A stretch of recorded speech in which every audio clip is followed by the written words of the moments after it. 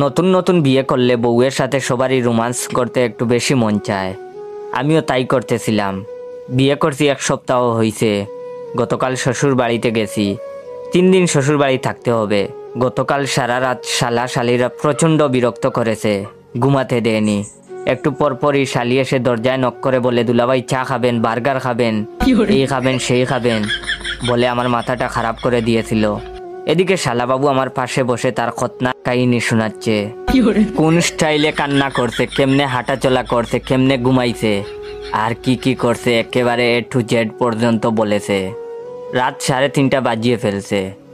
ওইদিকে আমার উনি আরামসে লম্বা একটা ঘুম দিছেন, মাইনকার চিপায় আমাকে রেখে। না পারতেছি কিছু বলতে, না পারতেছি সহ্য করতে। যাক, 3:40 শালাবাবুর কাহিনী বলা শেষ হইছে। শালারে রুমে থেকে বের করে দরজা বন্ধ করে ঘুমাতে গেছি। ঘুমটা আসতেই বউ ডাকাডাকি শুরু করে দিছে আর বলতেছে, সকাল 8টা বেজে গেছে, উঠো তাড়াতাড়ি। অনেক জুরাজুরি করে আরেকটু সময় ঘুমাতে পারিনি। 10টার সময় নাকি আমাকে আমার চাচা শ্বশুরের বাড়ি নাস্তা করতে হবে, মেহমানদারি করতে হবে, তাই এখনই ঘুম থেকে উঠতে হবে। কি আর করা, ঘুম চোখে উঠলাম। গোসল করতে যাব, বউ বাথরুম দেখিয়ে দিল। এর ভিতরে হঠাৎ মাথায় শয়তানি বুদ্ধি ঢুকে গেল।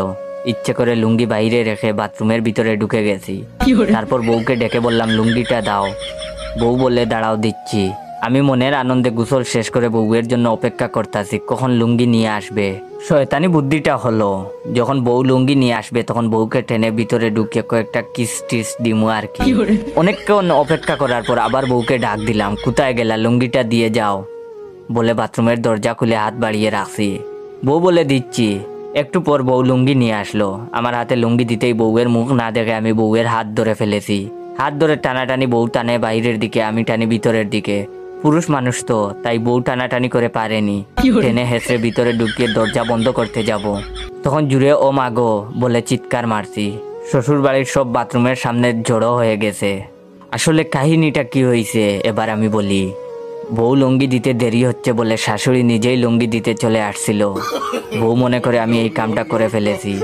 শাশুড়ি হাসতে হাসতে বাথরুম থেকে বের হয়েছে। আমি তাড়াতাড়ি বাথরুমের দরজা বন্ধ করে ভিতরে বসে আছি।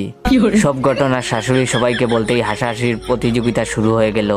শালাশালি হাসতে হাসতে মাতৃতে গোড়াগড়ি খাচ্ছে।